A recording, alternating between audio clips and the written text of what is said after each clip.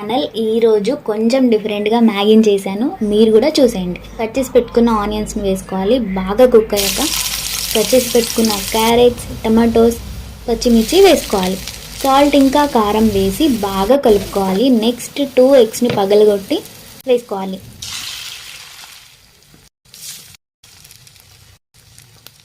Eggs బాగా cook అయ్యాక ఇలా పీసెస్గా కట్ చేసుకోవాలి.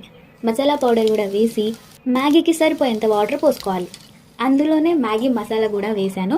సాల్ట్ తక్కువగానే వేసుకోవాలి, ఎందుకంటే మ్యాగీ మసాలాలో ఆల్రెడీ సాల్ట్ ఉంటుంది కాబట్టి కొంచెం తక్కువ వేసుకోవాలి.